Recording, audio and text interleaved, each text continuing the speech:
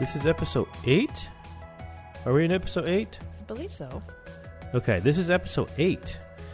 Today is December. We're recording this on December 30th, 2018. And we literally just recorded an episode like 3 days ago. Right? Or was it longer than that? Probably 3 days ago. So 3 days ago, we recorded episode 7. When we're actually like late on that one because of Christmas and, you know, we got lots of excuses. But today we're doing episode 8. We wanted to get this episode in there before the end of the year because this is going to be an episode that's all about 2018. This is kind of like a year-end review of things that we've done, places that we went to. There may be some awesome things happening later today and tomorrow. That's not going to make it into this episode, but we're going to take that chance. We're going to take that chance and just call what's happening, what we know in our heads right now, everything there is to know about our travels in 2018. So that's how we're going to rock this. And generally, in a year's time since we've been traveling, we hit a lot of places. We go to a lot of new places. We do a lot of things that are, you know, in our minds more exciting than what we've done this year. But Marlene had just jotted down things that's happened to us, like from the beginning of the year and all the way until now. It actually looks pretty exciting on paper, even though it doesn't feel that exciting in our minds, because it feels like that we've been stuck in the same places for extended periods of time. We haven't moved a lot. We're, I guess we could call it stuck, but we're also working harder on financial goals and paperwork more than we have ever in our lives. Right. So I guess that means that we were stuck, quote unquote, in those places. We were there for a reason. Right.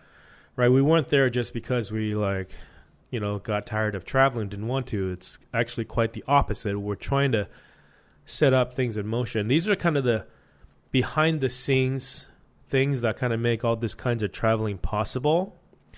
And a lot of people ask us about, how do you afford to travel, or, how do you guys make it work? How do you do your job? And how do you do all these different things that if you have never full-time traveled on the road, lived out of an RV or camper before, it may be completely foreign to you, but this is going to give you a little bit of a glimpse just by kind of outlining everything that we've done this year. And we're going to do a future episode that talks more specifically about finances, but this isn't one of those, but we'll touch on some of it. So, and if you guys follow us on other social media, this podcast is relatively new, so it doesn't go back that far. And if you go back to all of our other years, we've always done loops around the country or done loops around North America. Some loops are bigger than others. And this year we didn't quite do that. We did drive across the country, and that was part of our traveling to Europe. But most of the time we were in the West. While we're in the U.S. So if we go all the way back to January, well, maybe we can go as far back as just kind of set it up for January, why we ended up where we were in January. I can't remember 2017, Dan. Marlene has really bad memory. She'll dig it out if you make her, but she needs a lot of encouragement to get those memories out. So if you're ever wondering why I overpost on Instagram stories or post photos, it's for this reason. I have really bad memory, and I need that. I need those dates in photos and videos. Your favorite feature on social media is the memories. Yes. When they give you on this day in 2018 or on this day in 2012, right, this happened. So that's how she recalls her memory. But I try to do this at least in relatively recent memories, just by geography, so I can I remember generally where we went, and by knowing sort of the bigger picture, I can use my memories to kind of narrow down on what area we would have been. And I also use like relative, like information that I have from where we were and how old the kids were and what time of year that was. Was there a birthday? Where did somebody have their birthday? To start kind of hone in on the exact time and place where we might have been somewhere. So I know last year we did a loop in the West with our 4-wheel camper and our casita trailer. In 2017. 2017. Summer 2017. Spring, summer, and fall 2017. All right, we did Colorado. Yeah, we drove up. We drove up Okay. Highway 395, and then we came down. And we ended up in Albuquerque for Balloon Fiesta. Right. And that's when Ava broke her arm. And then, so I know that from that point on, back then, we already knew that Europe this year was going to be the plan, right? Because we were in our 4-wheel camper and our casita trailer. So from that point on, we started really thinking about what we're going to do. And we ended up in, we had a house in LA that we were renting out. That's technically our primary residence. So we're renting that out. And then we had a condo in Ventura, which we also use for income property.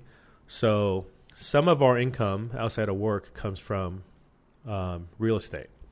And, it's one of those things that becomes really helpful for full-time travelers, but it's also very difficult for somebody who's already full-timing that doesn't own any income property to get into it, because it does take so much time for you to stop and settle into a place and look and know the area and buy the right kind of property. So because we're doing Europe, and we also kind of felt like the real estate thing was kind of, in California anyways, was really overcooked and prices were really high. And so part of our thing we did this year was to kind of shuffle our finances. Right. So in January, where were we? We ended up... we were in California for the New Year with our friends in Rancho Cucamonga. And then we got a phone call. We had our Airstream. We haven't been talking about Airstream lately, but our Airstream was at Caravan Outpost, which is an Airstream hotel in Ojai, California. And we had our Airstream there as one of the hotel rooms for a year and a half, maybe? Yeah, we dropped it off there just before we bought the 4-wheel camper. Oh, I think we came back from Mexico with a quick trip to drop it off. Oh, that's true. Because we had it in storage. We had a Sam's Family Spa in storage for the first few months. So we got a call that they no longer needed our Airstream as a hotel room because they bought their own inventory and replaced all the ones. Right. Because in 2016, we drove all the way down to Mexico, and then we came back in June, and then we came into Texas. We drove all the way to Caravan Outpost, took it, and put it in storage from Caravan Outpost to storage, and then we left again to go. And that's when we went to Canada. So basically it was there for a year and a half, and it was making us decent amount of money. That was one of our sources of income. And then we got a phone call that they pulled out all the, what's the word I'm looking for? Their revenue share trailers. Yeah, so those are all out and replaced with their own, which totally makes sense for them business-wise. They had 12 trailers, and only, I think, 3 of them were revenue share.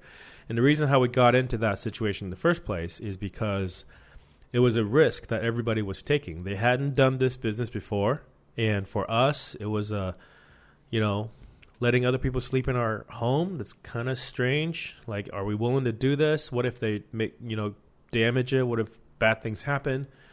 And from their perspective, like, they don't want to spend a bunch of money buying trailers if this business ends up not working out. So it was a mutual benefit thing that we kind of went into, and it ended up working really well for us.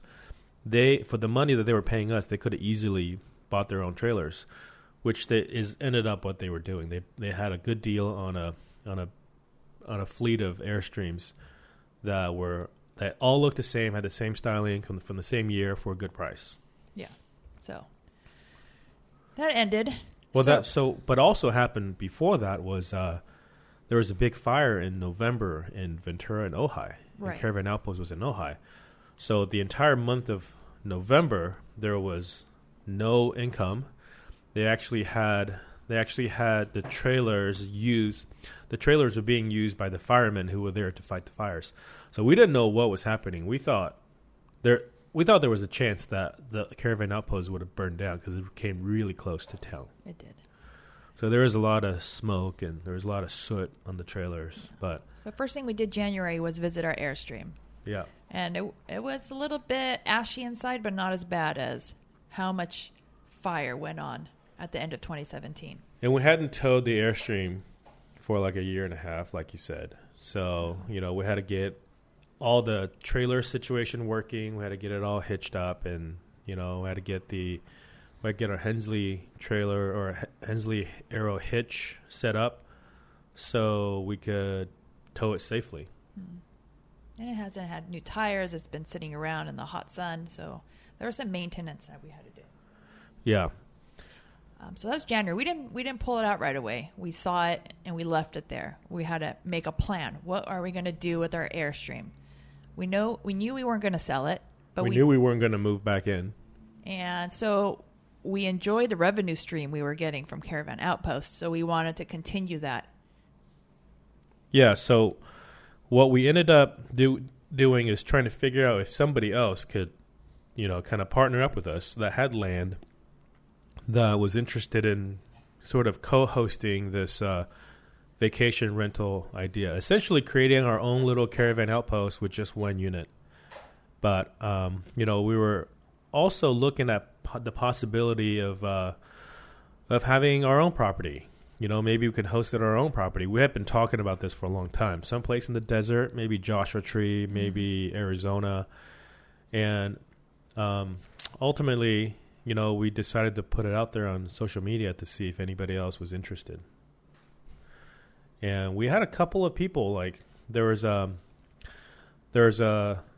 a couple people up in Northern California that were seriously interested in working with us, and it would have been really cool, except, Northern California is not a place we get to very frequently. Generally, we kind of drive through it with a couple of night stops along the way on our way to like the Pacific Northwest. And in the winter, it just, it's not the best weather. It's usually a little gloomy, freezes at night. So we were really hoping that we would find an opportunity in the desert.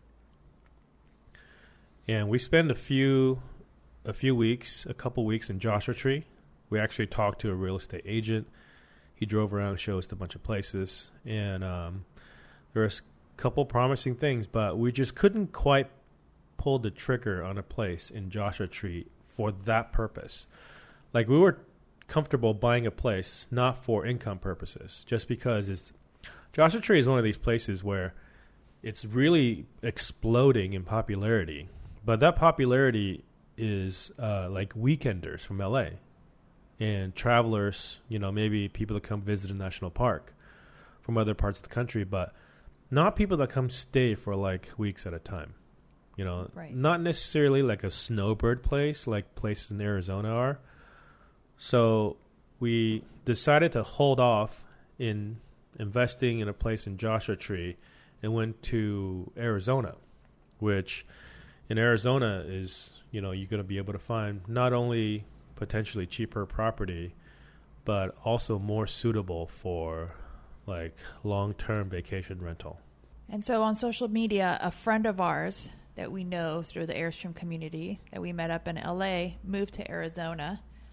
Her Instagram handle is Minimalist Farm, and she reached out and said she was interested in co-hosting with us, co-hosting the Airstream. She wanted to give small living Airbnb a try on her property. Yeah, we met her through Instagram when she was living in LA, and she had been an Airstreamer, but she's never lived in an Airstream or traveled with an Airstream, but she's into Airstreams, so she had owned an Airstream that has been under renovation the entire time, and then I think it's still under renovation. Yeah. She's still working on it. But her goal was to get her Airstream set up. She had bought like a 1 acre lot in the town of Cave Creek where she's from. And, we talked to her and she's like, hey, your Airstream is ready to go. I want to do my Airstream, but it's not ready yet. So if you just bring it over here, we can set it up at my property. She's got a bunch of animals, goats, donkeys, chickens. So she rescues. Yeah, turkeys. Like, she's big into animal rescue. And so she was kind of doing like a little small, like sort of urban-ish farm thing on her property. So, we thought it'd be a really cool idea to kind of mash the two together, which is what we did. So we went over there. We brought our Airstream over there, found a place. We set it up, hooked it up to water, electricity, sewer, and, built a nice little shade area in front of it. Yeah, that was in the month of February. Yeah. So January, we were just there kind of scoping it out. Mm-hmm. While we were there, though, we really kind of fell in love with Cave Creek, which is, not a place that we really considered before. Because we kind of hated Phoenix. The Phoenix area. Is just, if anybody's ever been to Phoenix, if you live in Phoenix, like don't get us wrong, like it's a great place to live. There's it's centrally located to a lot of cool places. Like you can go up to Grand Canyon pretty quickly. You have Sedona right there. You can hop over to California really quickly, and it's a big, easy hub for airplanes to fly into. But you guys know how it is. The highways are massive. Like I think there's like some 16, 18 lane highways driving through Phoenix, and so many people. Traffic can be pretty bad. But Cave Creek is northeast of Phoenix, and it's its own city outside of Scottsdale. And Scottsdale has always been sort of like, the ritzier parts of the greater Phoenix area. But Cave Creek, it's like this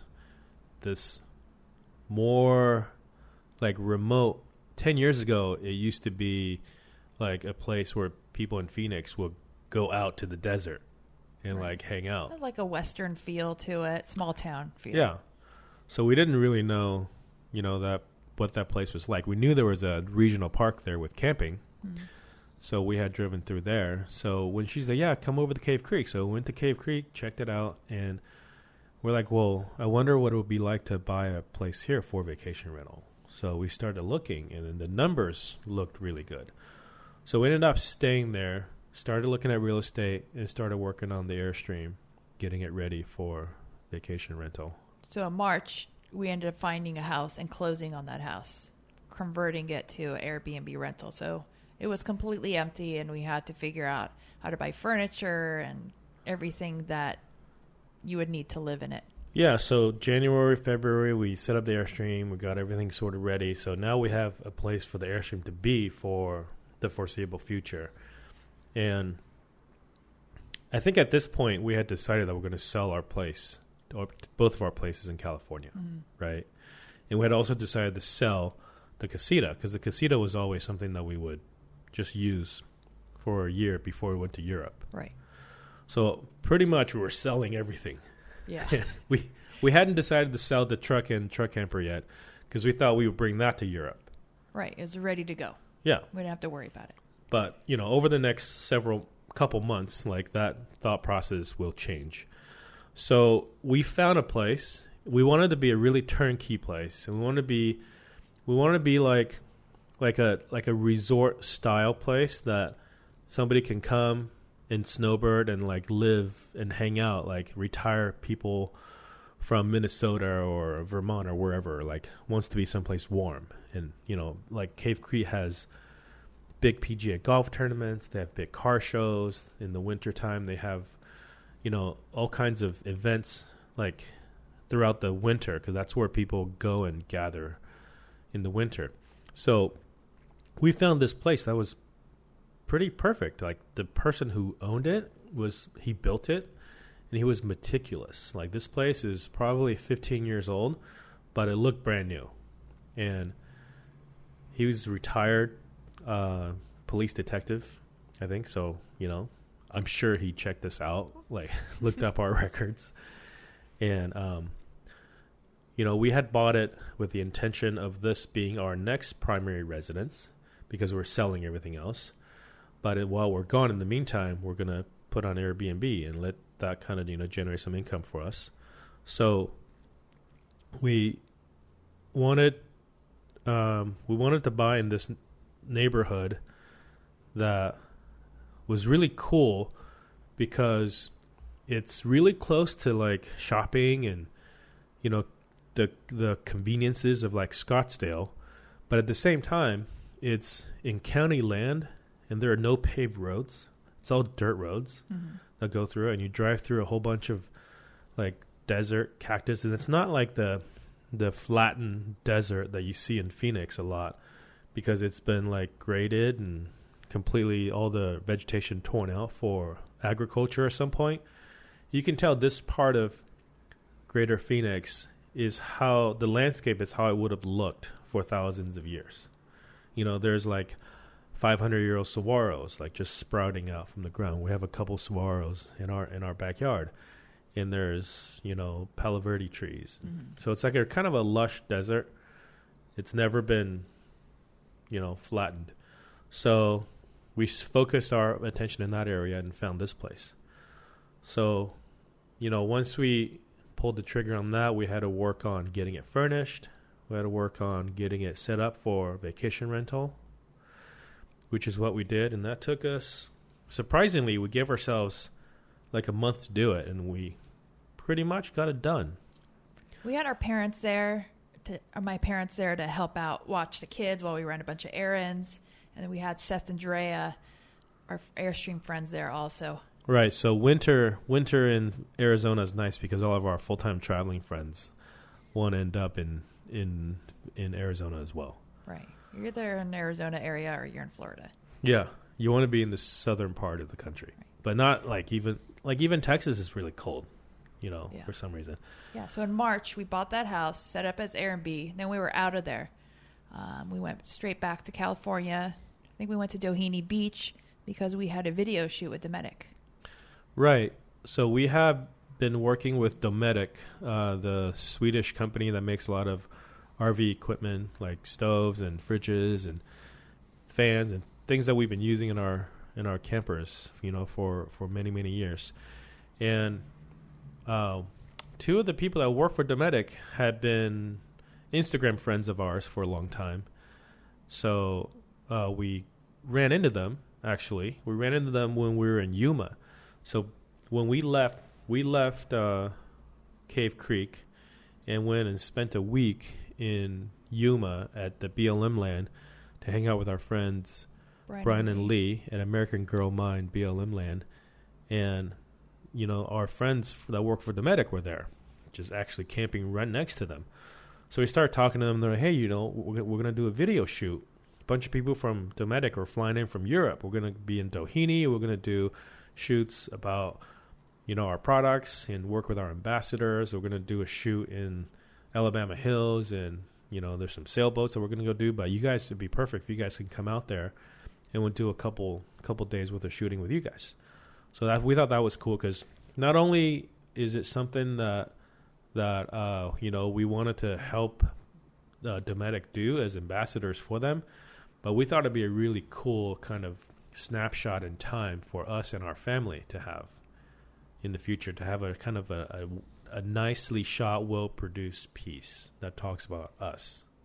Right. It kind of froze that moment in time for us. Because that was a big turning point in our travels after that point. Because all of a sudden we're setting up Airbnbs. We have this video shoot of how we are in that time before we launch into Europe mode. Right. Because that was shortly after that we sold the casita and the truck camper. Right. Right after that video, we listed the 4-wheel camper and the casita. We were just going to do the casita. Yeah. But we were in the valley area of Southern California, and we were supposed to go visit your family up north, but something they weren't there or something. Well, yeah, we were in I forget what city, but it was opposite side of LA, and we're like, oh, let's go visit my mom, and just on a whim, we decided to go. I remember eating at a Carl's Jr. I was like, okay, let's go visit him. Okay, after that, I was telling the kids, we're going to drive up. It's going to be like a 6-hour drive or whatever. But we're going to go see grandma. And then all of a sudden I look up Instagram. So never mind, grandma's in Hong Kong. Like, I didn't know. So then I'm okay, maybe we're not going to see grandma. So then we drove back to your parents' house. And during that drive is when I said, you know what, Dan, let's just get a van. You're like, huh? He's been asking me to get a van for a very long time. Well, just like he's been asking for a podcast co-host. There's been a lot of reasons, though, that has been kind of inching and pushing us towards the van thing. Europe is one, and we thought, well, you know, it's actually not that much bigger than a van. If in fact, it's shorter, and both in height and in length. It's just a little bit wider. It's like 6 inches wider, so that's actually quite a bit wider. But the big thing, I think there are two big reasons why we switched to a van versus, and then we talked about this in episode 6, I think, or 5. 5. Oh yeah, 5. Why we switched to a van, but I'll reiterate, it's basically because of fuel economy and being able to get it serviced while we're in Europe. So those are big motivating factors. And jokingly, I've always said we're building a van because we've had this Dometic top-loading fridge that we couldn't find room for in our camper. Right. Let's just build a van around it. Around a free fridge. Okay, Dan. And that's exactly. So that's what happened. We ended up building our van around the fridge. Yeah. So at the end of March, we listed both of those, the 4-wheel camper and the Casita, for sale, and I think they both sold within a week. They sold really quickly. And you know, I think we asked reasonable prices for them. They weren't like, we weren't fire selling them. We weren't trying to get rid of them by any means, but I think we asked fair prices for good vehicles, and good and rare, hard to come by. Not hard like impossible, but it takes time, because if you're going to place an order in for either one of these campers, there's at least like a 90-day waiting list. Because usually. Both of those campers were factory made. There's no dealerships. Yeah. Well, 4-wheel campers have dealerships now, but even at their dealerships, they just take orders for custom orders. Yeah. They don't. Some of them will stock using their own method of like stocking campers, but for the most part, yeah, you place an order and then they make it for you. Yeah. So in March, we listed both of those. They sold, and we started looking at vans. Yeah, so we obviously looked at all of our options. You can listen to episode 5 to hear more details about looking at vans. But long story short, we found our van at the Mercedes dealership, like within like a 2-mile drive from Marlene's parents' house, which was really fortunate. Yeah, I think that was April 1st. That brought us April 1st. We bought the Sprinter. Yeah, right. And then April 1st, and we were shooting to have the build done, I think, by sometime in June, because my sister's wedding, my sister got married, and her wedding was at the end of June. End of July. End of July? Okay. So, but between this time, from April 1st until the end of July, which is just before we left California, so we had 3 months. And within those 3 months, we had at least 3 big projects. Yeah. We had the Sprinter that we need to build out and get it ready for Europe. And never built out a van before. Never built out anything.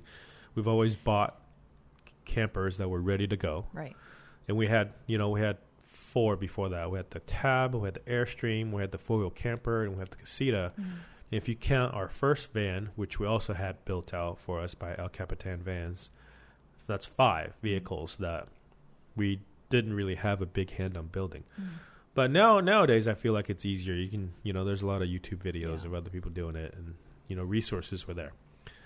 So we started building. We committed ourselves to building, just the basics within 30 days. But before all that started, we had to kind of place a bunch of orders for stuff. But we've also listed our house in LA, which at this point, our tenants had left early, right? We asked them to leave, and they were kind of mad at us. Well, we told them we were selling the house. Right. we told them we're selling the house, and then we work with our realtor to say, hey, look, we want they're welcome to stay until it sells, but we have to give them notice, and they can stay longer if they want to. But it just wasn't easy, and our realtor was trying to make it work. It was like, we understand.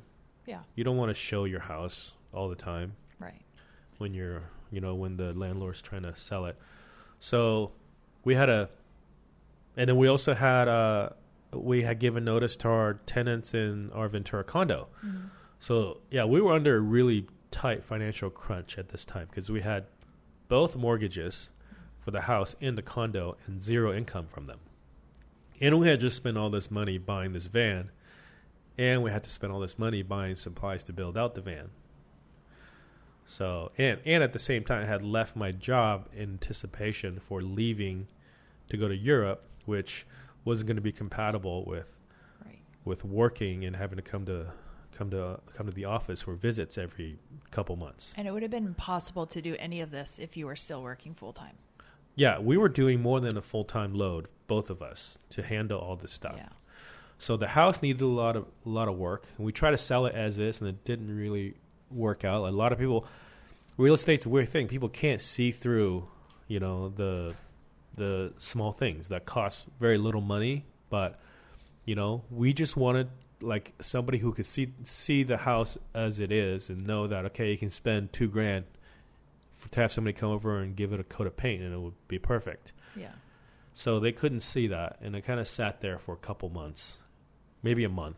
So during that time, you, me, and my dad painted the entire exterior of this house. Right, which gave me tennis elbow for like 6 months, which is awful. But like we spent like $1,000 in paint, and we made like $50,000, and which is ridiculous. Same person who ended up buying our house was the person that came to look at it before we painted it, and they weren't even willing to offer a price that was $50,000 less than what they ended up paying. So I understand. Was it worth the tennis elbow, Dan? Then $50,000. I'm cheap, so it's worth much less than that. Because my elbow's better now. I don't think there's any long-term effects. It just took a time to heal. Yeah. You're in your 40s. Tennis elbow takes a long time to heal, regardless of age, I think. I did some research on that. Uh-huh. So we had to do that. We didn't actually do anything inside. No. It was all outside. 3 people. Like your dad helped for maybe 60% of the work. He came and helped. He did a lot of the stuff that like we didn't know how to do. So he gave us some pointers. So that was cool. And then when that finally was in escrow, we went up to our condo in Ventura. This is after the first about 25, 30 days have passed. While our house is, we're kind of shuffling, doing work, we're working on the van. So we have a van build series on our YouTube channel. It's not totally complete because by the end of the last video, we had the van built out enough so that we can sleep in it. Mm-hmm. So then we piled into the van, drove up to Ventura, and spent about a week or 2 there, sleeping in the van, painting and working on our condo. Was way bigger headache than selling the house. So condo was a disaster. That's when your vlog stopped because we just couldn't handle how much that condo needed help and putting out things on social media. We couldn't do it. We could focus on the condo, we could focus on building, but we couldn't. Yeah. It was overwhelming. I know I got sick in the middle of that. It was a lot of stress. We ended up paying somebody to come and paint the inside. Yeah. It was worth it just because my elbow was killing me. We just needed to be there to see what work needed to be done and what kinds of things we needed to buy to kind of fix it up, and work with a realtor, who our realtor came as a reference to us, and it was somebody that was a friend of a friend from back in the day when we used to live there, and she ended up 2 different friends. Yeah, 2 separate friends that don't know each other. Yeah. And she worked hard for us. She had open houses every weekend and found us a buyer. Yeah. And ended up paying us asking or over asking. I don't remember. It was if not asking, if not over asking, really close to asking price. I think we sold both the condo and the house at the peak of the Southern California market. I don't know. At least for that season. For that season. Because I know that another condo unit like ours came up like a month later that was nicer than ours, that had to drop the prices below what we ended up selling ours for. So, you know, I mean, nowadays in December 2018, the interest rate, it's been going up and stock market's really shaky. So we don't know what's happening. And we had to figure out whether or not we're going to do a 1031 exchange and try to roll it into another property or not, which is something that we thought about doing at first. Sell the condo, do a 1031 exchange, buy something else, you know, maybe a duplex or something somewhere else. We mentally and physically couldn't do we were drained. Another big project. We didn't have the time or the energy to do it. Like, we pushed ourselves so much during the beginning of the year. It was just like, no, we can't. Whatever savings we have and potential for taxes, it's not worth how crappy we were feeling. We also justified by saying that, I think the real estate market's going to go down. So whatever taxes we're obligated to pay by the sale of this condo, it could potentially be equalized by the value of properties going down over the next 2 years while we're in Europe. So that's what we did. We sold it, and then we, haven't looked back. So that's basically it.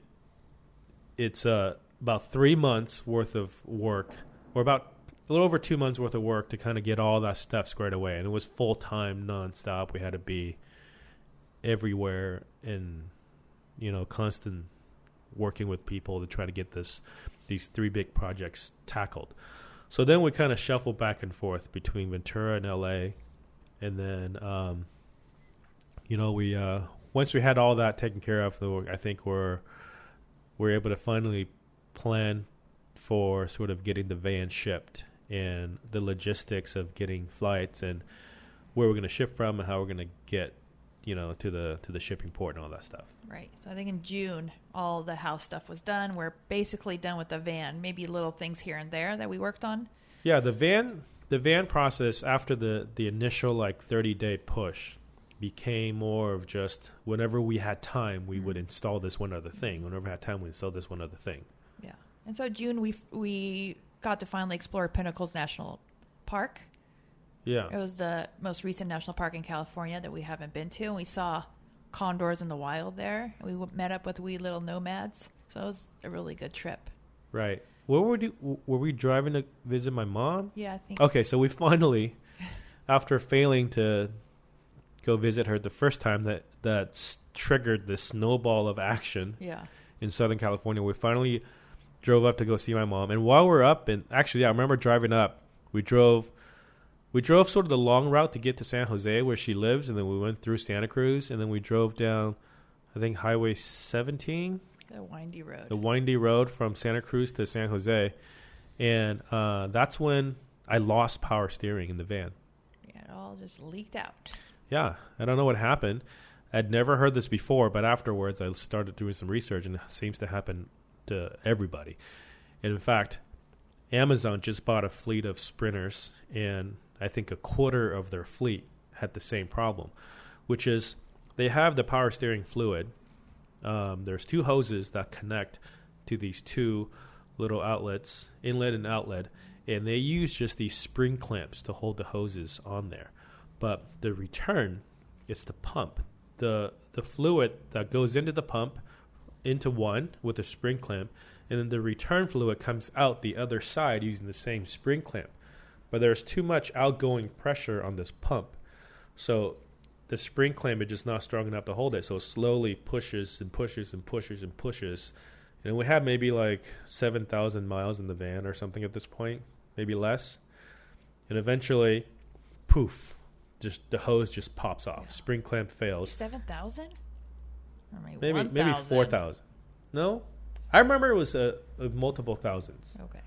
But spring clamp just popped out, and we lost the entire power steering fluid reservoir, and it was basically manual steering all the way from when we got to Saratoga, and we had to drive it all the way to, I forget which Mercedes dealership. So it was an easy fix. We didn't have an appointment. We just pulled up. There were this steering wheel doesn't work. And then somebody came out in the driveway and looked under and said, oh, yeah, I've seen this happen once before. And then he just shoved the hose back in and put a better clamp on there that like tightens down with the screw, a hose clamp. And then filled the fluids back up, and ever since then it's been good. So if you have a Sprinter and you wonder, and you've been reading about this, know that it happens to a lot of them. And the simple fix is just put a hose clamp, a better stainless steel hose clamp on there. Yeah, because that was scary. Yeah, so on the way back from there, that's when we went to Pinnacles National Park, which is just outside of town of Gonzales? Somewhere, south of Salinas. Yeah. And that brings us to now July. July, we ended up spending 4th of July in Big Bear with our friends. Yeah. Did we go back to Joshua Tree again? Yeah, we went to Joshua Tree. We took that picture with Yoda where we're holding a family photo that we have on our social media. Right. That's our banner photo on our YouTube channel. Yeah, on Instagram. That's where we did that. What did we do there? Did we go, and is that hot? It wasn't that hot yet. Oh, because let's see how it's higher up. Yeah. And so July, we bought a awning that where our friend Francisco and you and I installed, and it was in the valley, and it was so hot. It was like 114 degrees, and you guys are working in the sun. Yeah.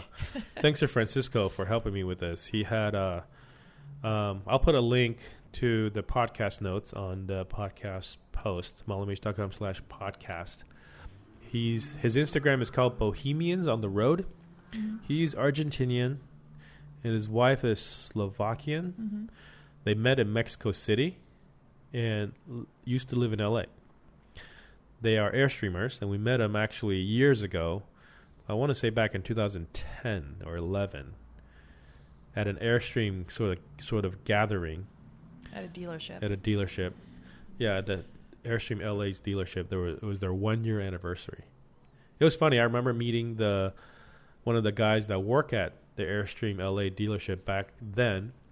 And then when we were in Cave Creek. Oh, yeah, we saw him again. We went to the Airstream dealership in the one, and they just opened in Scottsdale. Mm-hmm. And I'm like, this guy looks familiar. So we asked him, he's like, did you used to work at Airstream LA? He's like, oh yeah, I remember that. So that was really cool to see the same guy there. But, he's connected to a lot of people that own Airstream dealers and, in the community. Yeah.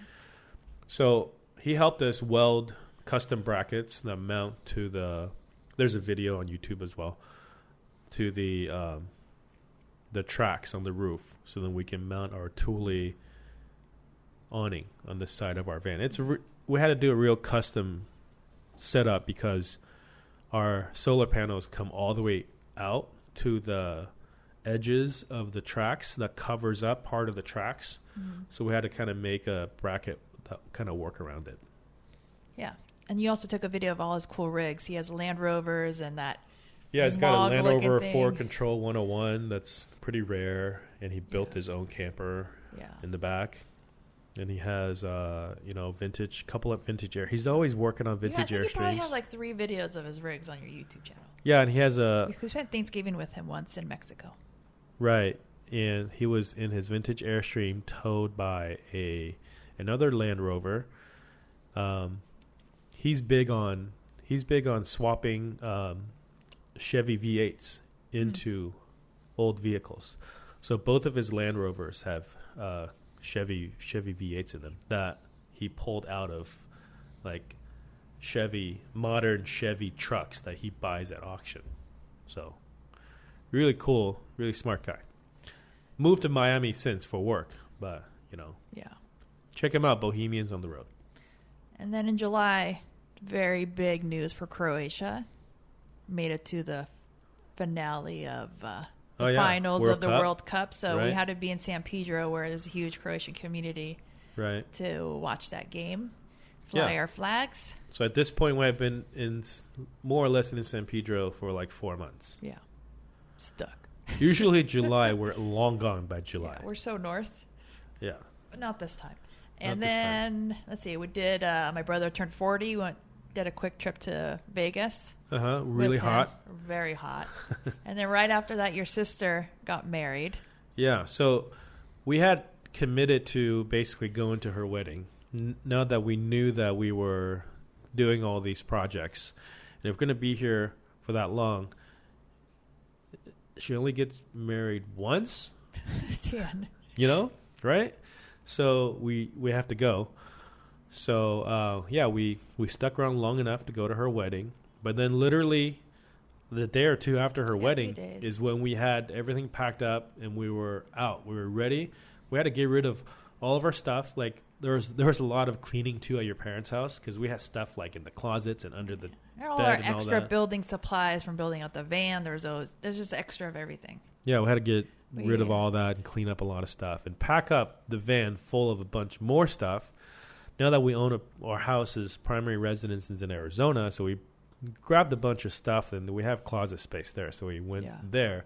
In the summertime, we had a few Airbnb guests, but it's the slow season. But it has a swimming pool, so we really looked forward to going there and kind of spending some time at our new house. Yeah, so we left end of July, LA, and beginning of August, we bought a poop emoji floaty and we took photos in the pool with it with your drone. Yeah, and water was really warm. Water was like perfect time. Yeah. It's a perfect time to be there for us. And I don't understand why more people don't go. Why more people wouldn't look at like Cave Creek as a place to go in the summer. I understand it's really hot, but man, that pool was perfect. Yeah, having a pool isn't that when you want to have a pool? It's when it's really hot.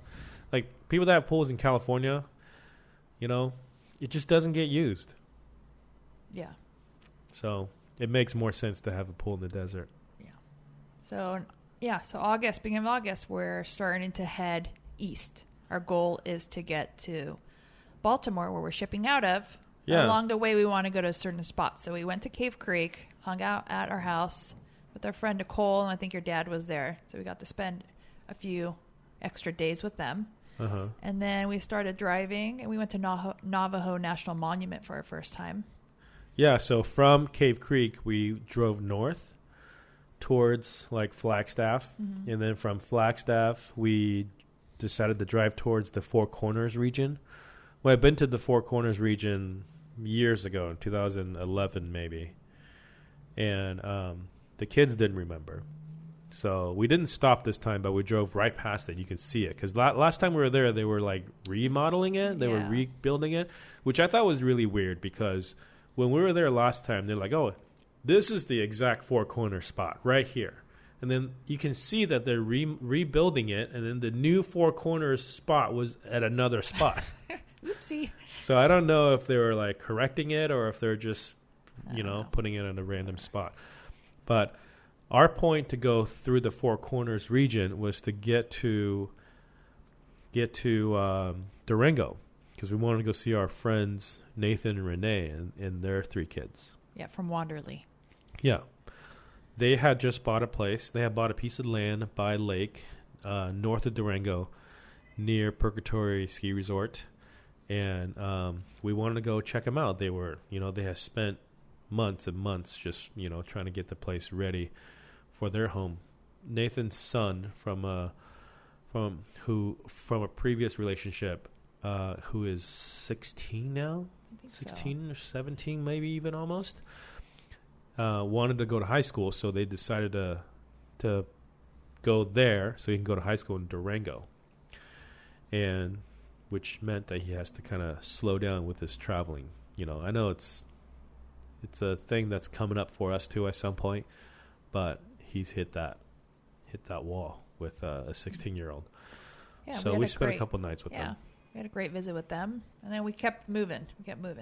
Yeah, from there we needed to go east, so we left Durango, we went east and went to Great Sand Dunes National Park, which we haven't been before. Yeah, it was our first time. Yeah, highest sand dunes in the U.S. Yeah, it was very pretty. Until the wind picked up and started pelting. It got really windy. And then Luca just, like, cried. Like, you've never seen him cry. He's like, this is the worst national park in the world. He's running and crying and yelling at the same time. Everybody was looking at us. He still talks about it. Oh, he's afraid of sand dunes now because of it. But it's beautiful, and it was cool because the ranger stayed a little late for us and let us into the visitor center at the end to do the ceremony. Sometimes the books takes a little longer. Yeah. Yeah. So from there, we went to Kansas. Yeah, Colorado, it borders the state of Kansas. Yeah. And in Kansas, we have, at this point, like, we still had Yoda, and Yoda, her health was deteriorating. Like, we could tell that some things weren't doing too good. So in Kansas, we noticed. So we were going to stop. We were going to stop at a couple other places in Kansas. We ended up only going to Humboldt, Kansas, which is where our friend Josh and Jessa, who used to travel in full-time in their Airstream, we spent a lot of time traveling with them back in the day. And that was 5 years ago now, since we last traveled with them. And they full-time for like 4 years. So this was at the beginning. And in Humboldt, it was really cool because Josh is from Humboldt. It's a small town, really small town in Kansas, in southeastern Kansas. And Josh's dad has a big manufacturing facility that employs a lot of people. So I think their family is trying to sort of reinvest back into the community, get people to go there, kind of build up the downtown again. It's really cool, like Midwestern downtown with a water tower and a square and a bunch of cool little shops. Yeah, they're doing a lot of work. It's looking awesome. It's looking great. And then they got a couple of their friends who we finally met. We've been following them on Instagram too for I don't know how many years. I think they're originally from Kansas, or at least one of them is originally from Kansas. And they used to live they still have their place in Northern California, but they got them to buy a house in their city of Humboldt and help, join in the effort on revitalizing the town. When we showed up to our friend's house, they had the hugest bonfire.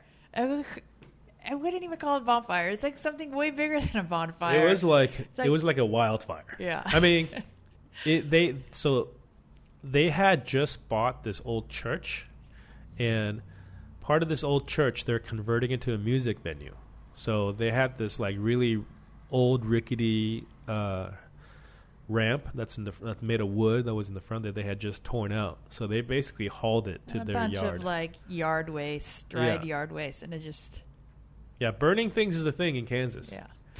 So this thing was so hot, like you couldn't be within like maybe 100 feet of it. Yeah. So they waited for us to get there before they lit it, and it was a huge fire. Yeah, it was awesome. Yeah, and we had a good time there. But while we were there, we noticed that Yoda was really deteriorating. So we had plans to stop in Kansas City. We had plans to go check out St. Louis again. But both of those plans were basically canceled because when we left there, we wanted to go from there pretty much straight to Louisville, where our friend Carrie, who used to live in California before our traveling days, she had relocated there years ago, and we thought, well, let's go visit her. We had planned to visit her. She has space for us. We can kind of figure out if she has a vet that we can take Yoda to and see her health. Because in Kansas, the vet said spend the weekend with Yoda because she's not going to make it. Yeah. So we went to Louisville. If we're going to put her down, rather be someplace where we know somebody. Yeah, a recommendation for a vet and instead of a random spot. And that was a really tough part because it felt like that during these few days in Louisville, she was starting to show signs of getting better. Right. Started to eat again, like walking around, like meandering a little bit. So we couldn't just see her get better and then just decide to put her down. So then we decided to kind of hang on and see if she can, get to a place where she could be sustainable. So we stayed like a week or maybe 2 weeks there. Yeah. We're just kind of...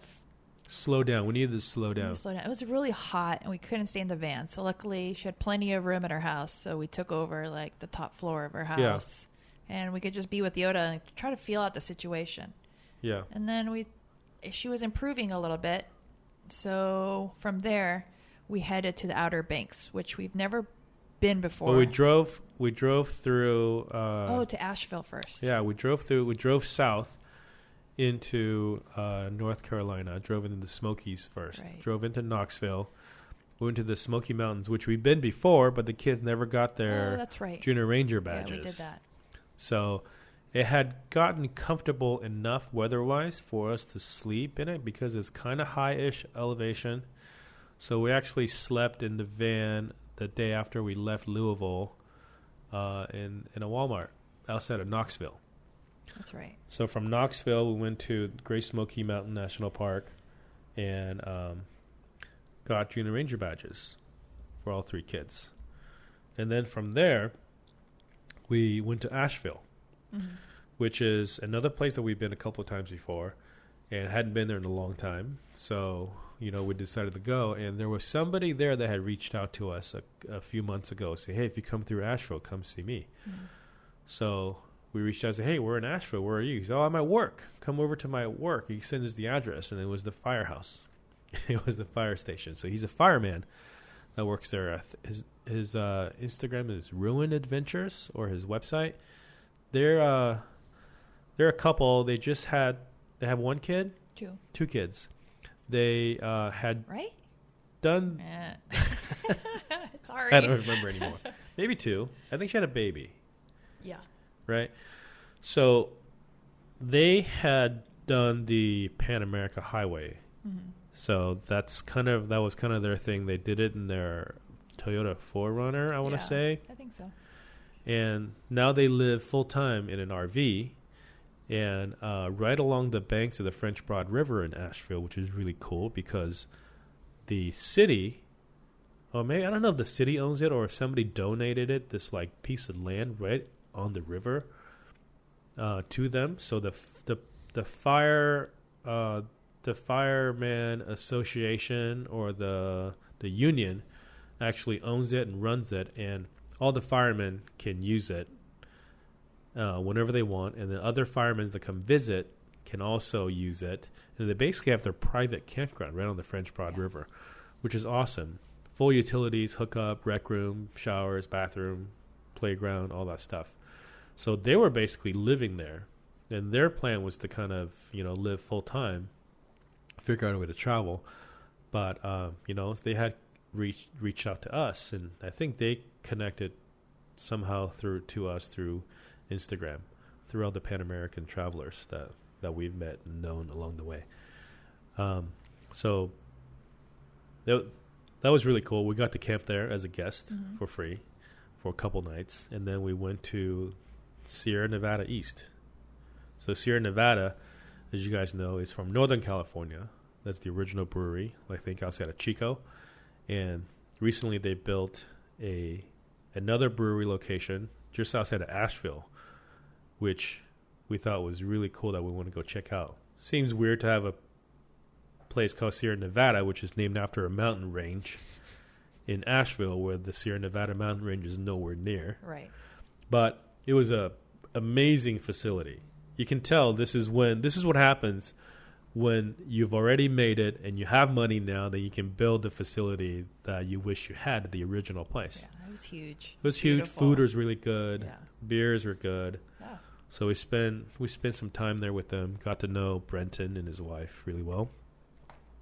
Thanks for hosting us. And then from there, we finally decided to, okay, from here we can make it all the way out to the Outer Banks. We hadn't been to the Outer Banks before. You were scared it was going to wash away, and you really needed to see it. It's going to happen. This year, That was scary. The hurricanes hit it really hard. Yeah. And we had met this other couple, Bruce and Jody, from our time in Mexico. We met them first in Baja, and then we hung out with them again in Sayulita on the mainland. And they had come back from there, and they're from Virginia, and now they own a couple properties in the Outer Banks, and they do Airbnb out there as well.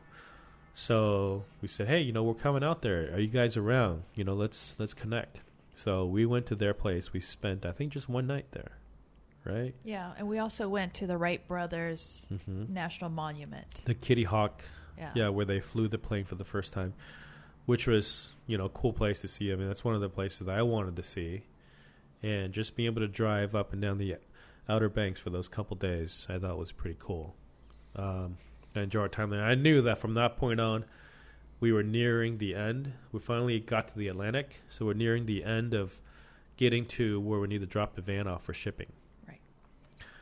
So that took us to September. We went from the Outer Banks. We drove up to Baltimore. Yeah, I think August 31st is our goal to get to the port of Baltimore to ship. Right. Which is a funny date for me because that was 22 years after we decided to become girlfriend and boyfriend officially. And it's like that day, 22 years later, we're going to be shipping a van together to Europe. Yeah. It's really funny. Yeah. The Deanne, 31st. Deanne really hates, funny. Marlene has dates. She has all kinds of dates. Yeah. Don't you think it's funny? It's super funny. It's super funny. August 31st happens every year. Whatever, Dan. I'm the jerk. But we also had never been to Washington, D.C. Right? So this is our opportunity to explore Washington, D.C. Right. Because before, when we were in the Northeast, we were in an Airstream. And Airstreams, big trailers, big RVs are not suitable for visiting Washington, D.C. So this is like our perfect opportunity. We were hotel living at this point. We were going to do Airbnb. Right. Nobody would let us be in a little space with a big family and a cat. So we're like, forget it. Yeah. We're going to do hotels. Yeah. And so that's what we did. It was really hard, you know? I mean, when you go, like, the kids thing, I think they'll overlook, or, you know, it just takes, you just have to pay a little bit more for a fifth person usually. But when they know that you have a cat, like, they don't want anything to do with you. Right.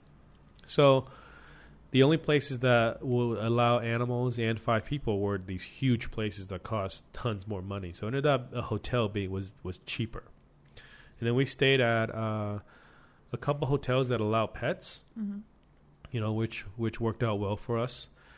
And it was really hot too. I think our first couple nights we stayed at the Elks Lodge outside of Baltimore. And we were just like, there were a lot of mosquitoes. And I think it really put a lot of stress on Yoda. So we're like, we gotta go.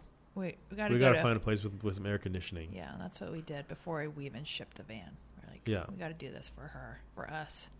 Right, so we had to be in Baltimore for the first week, sort of working out all the logistics and figure out what to do, you know, how to like bring Yoda's health back to and this is really stressful too, because in order for you to bring your animal on an airplane, it has to pass like a health checkup. Right. They have to know that it can survive the flight, which, you know, we had very little choices. In retrospect, you know, she was really on the cusp of whether or not she would survive or not. She ended up making it all the way to Europe, but I think ultimately her health had deteriorated so much that, you know, that was the last thing that she could do. But we stayed a week in Baltimore, and then from that point on, we got the okay to bring our van into the port.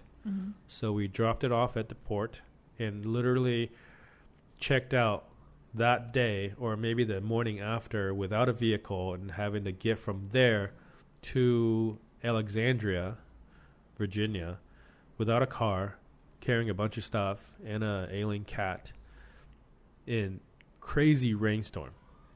Remember how hard it was raining? Yeah. So we took a combination of a train, a bus, and an Uber to get to the Red Roof Inn in Alexandria, and got there. We got a place for 2 weeks, and we were there for 2 weeks because it takes a week for our car even just to make it onto the boat from the waiting yard. And then once it gets on the boat, it takes another week, or actually takes 2 weeks for it to get from Baltimore to Belgium, which is where we were picking up our van. So we had basically like 2+ weeks to blow. So I had 2 weeks in Alexandria, and then we decided to use that time to explore DC. So we figured out how to use the train. We figured out how to, you know, go see all the stuff that's in Washington, D.C. We met new friends, Jeff and Becky, who let us borrow their car, which was so awesome. Oh, man. To do our errands. that was pure luck, too, because Becky had reached out to us after she saw us post a photo on Instagram about this restaurant that's literally around the corner from their house. So we posted it, and they're like, oh my gosh, that's like, 100 yards away from my house. And so I went on her account, and I saw her photos and Airstream. They don't know this, and, maybe they'll hear this. But once I knew how close she was from that restaurant, and Google Satellite let me look and see which house in the neighborhood had Airstreams in their driveway, and I actually found their house right away. But it's a little creepy, so I didn't tell him this. But now we're friends, so now they know. We were friends. They really helped us out during those 2 weeks. They have an extra car. Becky takes the train to work. Jeff drives around in his electric car in the neighborhood. He's a real estate agent that specializes in their neighborhood. And we had Mila's birthday party there at night with the cake and balloons and stuff. Yeah, so it was fun. Mila went to a water park for her birthday in the area, and we had a car to drive there. Yeah, so it was super fun. And they showed us around Alexandria. We went to Old Town ice cream place, and there may or may not have been a couple of things that I've said that made them rethink their situation with their van. Because they had a Vanagon and the Airstream. Yeah, they had a really cool Vanagon, really awesome, like Westy Vanagon that was all redone by Go Westy. But they were gonna go full time after Becky retired in a few years, but having a truck, towing an Airstream, and a separate Westie is like an unwieldy setup. So I think they saw us in the van and deciding that selling the Vanagon and buying a van that can also tow the Airstream was the way to go. And that's why, now Jeff is in the middle of rebuilding their Nissan NV 2500. It's looking really good, Jeff. So that took us all the way up to Jeff driving us from the hotel to dropping us off. They were just so nice. At Dulles Airport. So that was cool. We got dropped off at Dulles Airport, and we stayed another 2 nights at the Best Western there. And then during those 2 nights, we took a bus to see the space shuttle. Yeah. At the Air and Space Museum. So. And do our first podcast. Oh, yeah, we did our first podcast. From the hotel room. I need to get a glass of water because I think I'm going to throw up because I'm so dehydrated. Okay. So. Well, he's going to throw up. He's going to get water. But once we got to the Washington, D.C. airport, that's when, so Jeff and Becky has some health issues with their dog and recommended their vet to us. So we had been working with their vet, and, we told the vet the whole thing that we're dealing with, like everything that we had to figure out to get our cat healthy enough to fly. He has to basically sign off on our cat being healthy enough to fly. And his goal was to give us enough instructions to keep Yoda hydrated, to keep enough food in her so that she can survive the flight. And hopefully that by the time we got to Belgium, we could continue to sort of, work with her to kind of get her back to health again. But that came really close. That literally came down to like the last day before we flew also to be able to do that because there was a hurricane coming. And we had to get some paperwork down to Norfolk, Virginia. Or the USDA office. To the USDA office to get signed off on it. And then we couldn't get it there because you couldn't drive down there because everything was being evacuated. So our only other option was to overnight mail to the office in New York City so then they can mail it back. So then we spent like a whole bunch of money overnighting some documents to New York City just to get a phone call from them later saying you're missing another piece of paper and it needs to be the original. So we had to overnight that again so that they can overnight it back to us. And we literally got the go-ahead to fly with Yoda the day before we flew. Super close. It was crazy. So we left Washington, D.C., got on the plane, long flight, didn't sleep at all. landed in Copenhagen, waited 4 hours. I'll tell you, Copenhagen airport is cool if you're not tired. If you're tired, there's not a lot of places to sit down. There's no lounging there. There's no lounging. There's a lot of restaurants. There's a lot of shopping. There's a lot of cool walking around kind of things if you want to just burn time. But if you just want to sit down and relax. There's no... Yeah. Where are your chairs? I don't know. And we're carrying so much of our stuff that all we want to do is get to the gate where the next flight was taken off. And we didn't get our gate assignment for like 4 hours. It was literally within a half hour before the flight took off that we finally got the gate assignment. So, we were worn out. So we finally got on that second plane, flew to Brussels. And from Brussels, we had to get on a train that took us to Ostend, where our next Airbnb was. And then once we got off the train, we had to figure out how to ride the rail close enough to where we could walk to our Airbnb, where the Airbnb owner's mother-in-law was waiting for us, who only spoke French. But we were so tired, we were so worn out, so we went in and we just crashed. And we stayed in Belgium for a week. 7 or 8 days. Or something. We got there on the 17th, and then Yoda passed away the next day on the 18th. Yeah. The 19th, we had to figure out how to cremate her, so that was a whole thing. And then we waited a few more extra days. We went to go see the Atlantic Wall, which we didn't even know existed. Yeah, because as a U.S. Citizen living in the United States, you hear the story from the side of the Allies with a little bit of the Axis power information sprinkled in to sort of support the storyline. So the Atlantic Wall is a thing that was built by the Nazis that basically spanned the entire length of the Atlantic coast of Europe. It was crazy. Yeah.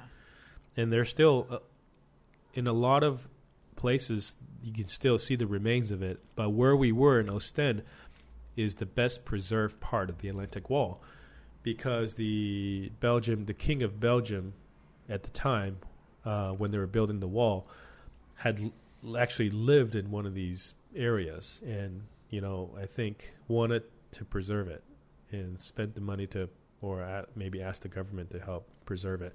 So now it's one of the best preserved portions of the Atlantic Wall. It's really worth a visit if you guys are ever in the Ostend, Belgium area.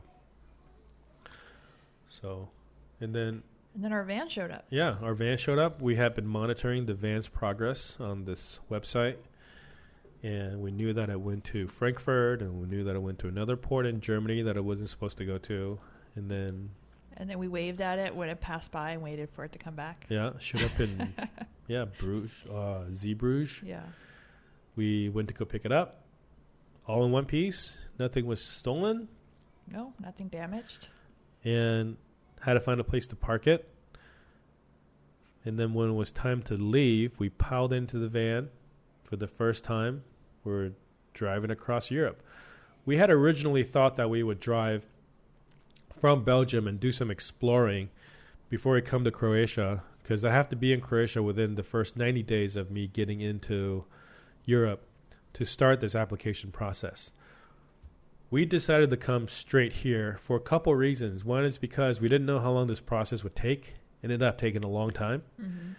Second thing is our friends, Jason and Angela from Bodeswell, and their son, Bodie, they have been traveling in their van that they shipped over across Europe for the last, at the time, for the last, I think, 5 months, 5 or 6 months.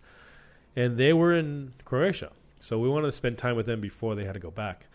So then we drove straight here, and then we started, the process of getting our residency documents. It ended up taking a long time. We started in September. Yeah, when we got here. And we literally just picked up, drum roll. You have all these sound effects, I know. and I then don't know if I had drum drum or sound roll with effect. your mouth. Let me see if I have a drum roll sound effect. Hold Are on. you saying my drum roll sound effect doesn't, in my mouth, doesn't sound good? No, that was weak. Drum roll, ready? Yeah. We just got our cards yesterday. Woo! We literally. Oh wait, do I have like a clapping applause? Hold on. This is taking way too long. This is. I'm not prepared for this. Obviously. I have this. Okay. Ready? I gotta do drum roll and applause. Okay. Just do it. Yay! It only took 3 months. Oh yeah. They're not supposed to laugh. Yeah, 3 months. It only took 3 months. But bottom line is that we have it. Although we are kind of questioning whether or not, if it's going to work as well as we think. We hope it's going to all work out. We got a few more fine. days to figure that out. Yeah. So in October, we just decided to kind of hang out and kind of spend our time. We've been to Croatia a bunch of times before. The girls have been before. Ava twice. This is her third time. Mila one other time. Luca's never been. But we've never been here this time of year. So when we first got here, it was still sort of nearing the high season. And then October definitely starts to slow down drastically. Mm-hmm. So, we got to really see this place outside of the high season, which we haven't seen. But it's gotten so popular that even like the French season feels like the high season used to. Right. There's a lot of people here all the time. All the time. Even right now, we're in the week between Christmas and New Year's. There was a cruise ship here yesterday. Right. So we're in Split, Croatia, but we can escape to the islands where it's a lot less busy in the villages, like the village where my dad's from. Yeah, and you can go check out a video of us hanging out in Split on our YouTube channel.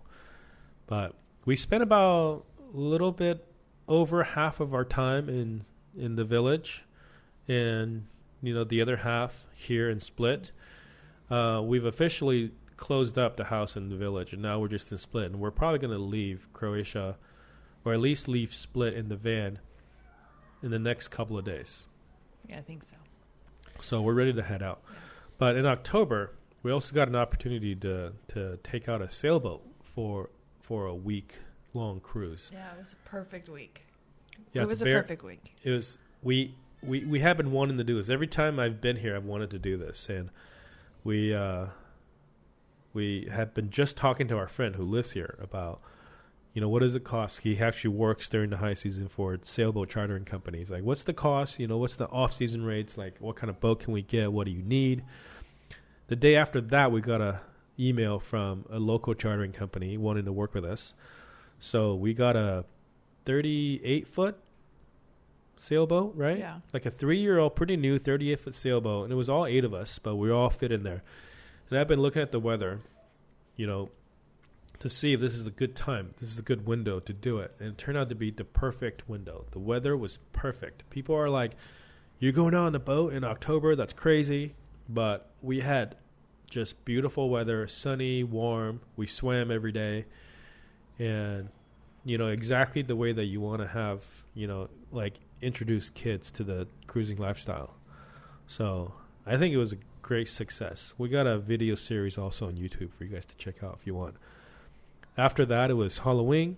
We went to Kamija, which is on the island of Vis, where my grandparents on my mother's side are from. So right. We spent, I think, 3 nights there. We have a small place to stay there, too. Very small place. Yeah. So we spent 3 nights there, and we did Halloween there, which is Halloween is a thing that isn't celebrated in Croatia. Right. We made our own party. Right. There is you are starting to see some decorations that are being sold in stores. So I wonder if it's going to happen. But we also made a video of our Halloween celebration of Vis. Yeah. So if you want to check out what Vis is like, what the town of Kamija is like, you can go check that out too. Yeah. So that brings us to November. And this is when our buddies, Jason and Angela, they had run out of their time here.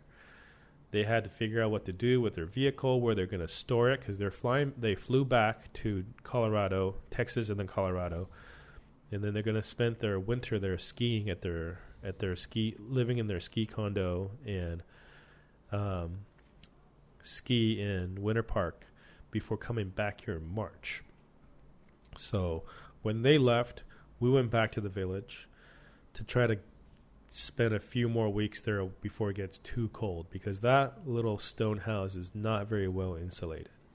Yeah, and the little heaters can't keep up with the coldness that's coming in through those windows and the stone floor and everything. Yeah, that place is basically an old house that was built in the 60s out of stone by hand. 50s. In the 50s. Yeah, when your dad was like 4 years old. I think your grandpa was building it. Yeah. And then, there's no running water. So there's a cistern. There's a concrete below ground cistern that collects the rain that's caught on the roofs of the building. And it's emptied into that. And it rains enough in the year to have enough water for a family to live there. So while we were there, it rained enough to the point where it replenished everything we've used for 8 people. It went beyond that. But it's a water pump, and a pump, pulls it out of that cistern. So it's like a setup that you would have in an RV, just a much bigger version. Water tank, pump, faucets. Yeah. So there is electricity. Mm-hmm. There's no store. There's a little store. There's no grocery store. There's like a little corner store that's tiny, maybe 20 by 30 foot room, and you can buy your essentials there and beer. Mm-hmm. It doubles as like a hangout place for locals after a day of work in the fields. A little table and benches outside. Yeah, and they have propane tanks there that you can exchange. Yeah, we need to do that once. Yeah, we had to exchange the propane once. And every time we go there, every time we come back to Split to check on our paperwork and then go back, there's all these little like centipedes crawling all over the place, which freaks the kids out. Yeah, especially Ava. Yeah, Ava's not into bugs. So, we enjoy our time there. There's this dog in the village called Rio, which if you follow our Instagram, you'll see that he's basically like a member of the family. Our honorary member of our family while we were there. Yeah. But he has an owner. Right. So it's not a dog that we can adopt, which was really sad when we left. When we finally left last week, he came out to the car where we parked the car, came out with us, playing with the kids. When we went in the car, closed the door, he sat down just behind the car. We can see him in the mirror. Mm. And as we start to drive, you see him get up and chase us. For a long time. For a long time before his little legs couldn't catch up anymore. I just started crying. I couldn't handle how cute and how sad the whole situation was. It was just like, are you kidding me, Rio? So sad. I was almost stolen from an old lady. Well, she did jokingly say that we can have him, but I don't know. I think she needs a companion. Yeah. There's nobody there at the village. The only reason why he's just at our house, I think, is because we're the only other people there. So not if because we're we're not awesome, there, Dad. But if we're not there, then he's forced to hang out with his owner. Right. So she'll need him as a companion. But every time we came back to check on our documents, it's like, you talk to so many people in Croatia, it's like, oh yeah, it's the same thing for everybody. It's not just because we're foreigners or, we're visitors. Every document that you're trying to get processed for the government takes forever. So every time we came back, we go check on it. It's okay, yeah, it looks good. Oh, actually, you need this one other thing. Okay, we go get the other thing. Bring it in. Okay, great. We'll let you know when it's done. Then we go away for a couple of weeks. We come back, check on them again. Oh, yeah, you need this one other thing. So this happened maybe like 4 times. Finally, the last time we were there, like I was about to throw in the towel and give up. So finally we did it. And then that day, maybe the day after, we went back again with their final last thing, quote unquote, that they needed from us. Mm. We didn't know if it was going to work because they wanted us to go to the U.S. and get this document signed and stamped. It just wasn't going to happen. But we knew that the government already had a copy, and it was at the Croatian consulate in L.A., so then we were able to call the Croatian consulate guy, who was really helpful when we were there working with him. He scanned and emailed a copy from his consulate email address directly to them, which fortunately they accepted. And I think that they could have easily denied it. I think the if they consulate chose guy to. told me, like, I don't think this is going to work. But Yeah. it did. It was a Yeah, miracle. he said, if they take it, this will be really nice of them. So I was fully thinking that this wasn't going to work out. That we were just going to have to deal with the Shenzhen rules like everybody else.